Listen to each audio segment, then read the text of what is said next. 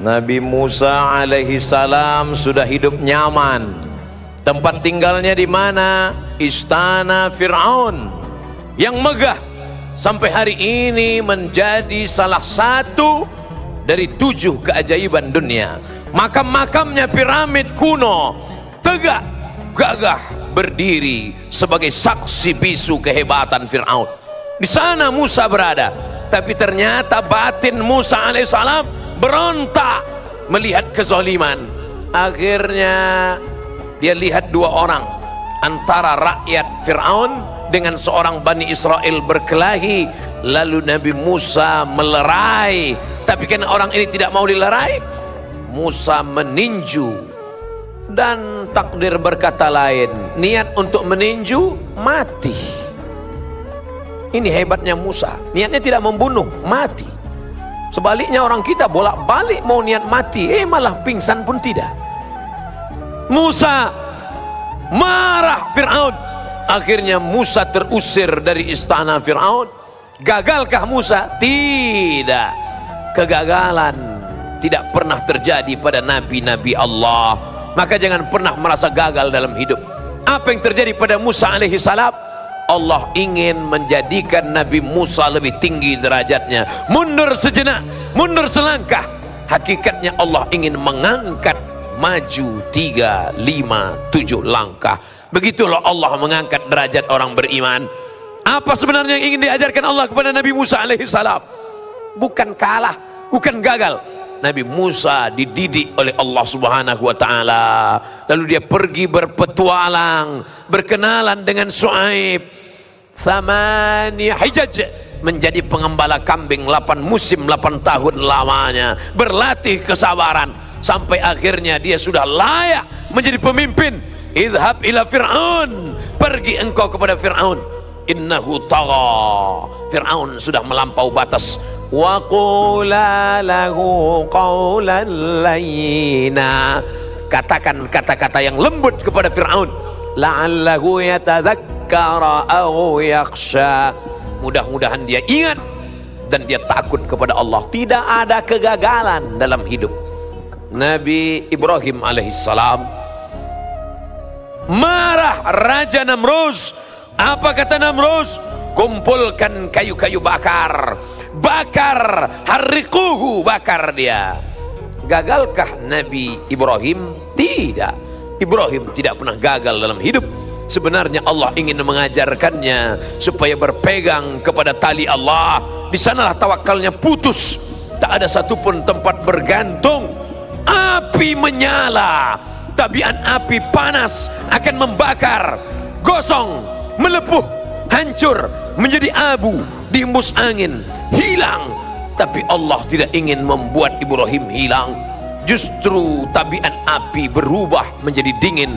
Ya nar, hai api, kuni bardan, jadilah engkau sejuk, dingin. Andai Allah hanya berkata sejuk, mungkin Nabi Ibrahim akan mati kedinginan, membeku. Tapi Allah tutup ayat itu. Ya naru kuni bardan wasalaman, sejuk tapi engkau selamat bagi Ibrahim. Ibrahim keluar dari api dalam keadaan kedinginan. Dia tidak gagal, terikat dalam api, tidak gagal selama bersama dengan Allah. Tertelan ikan dalam perut, dalam ikan yang besar, di dalam lautan yang malam, kelam, gelap, di tengah laut. Kaki tidak menginjak tanah, tepian tidak tampak. Itu bukan kegagalan. Selama engkau bersama dengan Allah. Meninggal anakmu, kau tidak gagal. Hancur bisnismu, kau tidak gagal. Bersama dengan Allah.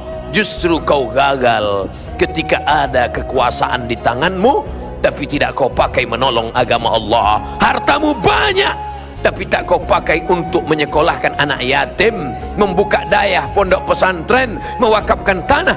Saat itu kau di mata orang berhasil, tapi sebenarnya kau gagal dalam pandangan Allah subhanahu wa ta'ala. Jangan ikut cakap orang.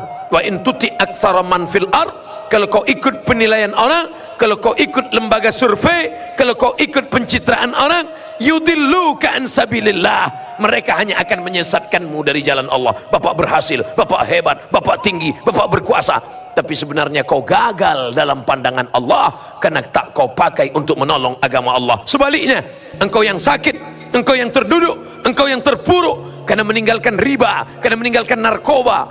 Ustadz, dulu waktu saya masih buat dosa, hidup saya lancar-lancar aja. Sekarang sejak ikut pengajian, begitu pulang helm hilang.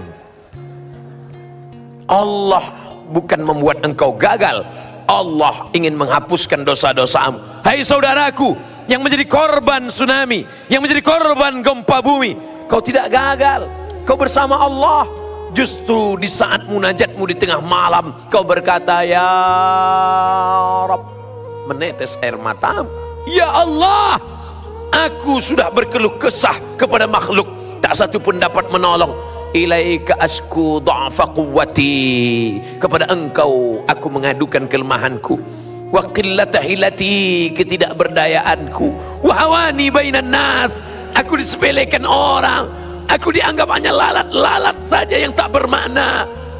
Anta rabbul mustad'afin, engkaulah Rabb Allah, tempat mengadunya orang-orang yang lemah. Saat itu kau bukan gagal, saat itu engkau sedang berada dalam puncak keimanan.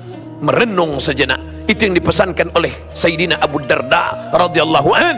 At-tafakkur sa'ah, berpikir sejenak, merenung sejenak, khairum min qiyami lailah, lebih baik daripada engkau bertahajud sepanjang malam.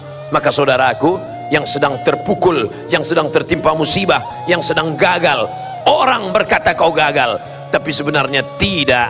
Mindset, main otak, settingan otakmu mesti kau ikutkan pada petunjuk Allah, petunjuk Rasulullah SAW. Ada orang yang kau sangka sedang mendapatkan nikmat, tapi sebenarnya dia sedang mendapatkan nikmat berbaju laknat. Saya tidak pernah sholat, saya tidak pernah puasa, saya tidak pernah bersedekah, rezeki saya lancar, anak saya sehat, keluarga saya aman, adem, ayam, tentram. Sebenarnya kau sedang dipermainkan dengan istidraj. Sanastadrijuhum min haitsu la ya'lamun. Mereka yang merasa dirinya berhasil, tidak pernah gagal, padahal mereka sedang kumainkan. Wa umli lahum, aku ulur rezekinya banyak, aku ulur kekuasaannya hebat, aku ulur badannya sehat. Inna kaidi matin, ingat tipu dayaku amat sangat hebat. Maka saudaraku yang gagal dalam bisnis, saudaraku yang gagal karena sakit, saudaraku gagal dalam rumah tangga, sebenarnya kalau kau sabar, kau serahkan diri kepada Allah, engkau sedang diuji oleh Allah. Kalau kau sabar, ma tawadha'a, tidak ada satupun orang yang merendahkan dirinya kepada Allah. Kalau semua orang sudah tidak mau mendengarmu, maka berbisiklah ke tanah, berbisiklah ke bumi, maka makhluk-makhluk langit akan mengabulkan doa-doamu. Di sujud terakhir kau katakan subhana rabbiyal a'la wa bihamdih. Allah akan memperkenankan doa kita insyaallah. Amin.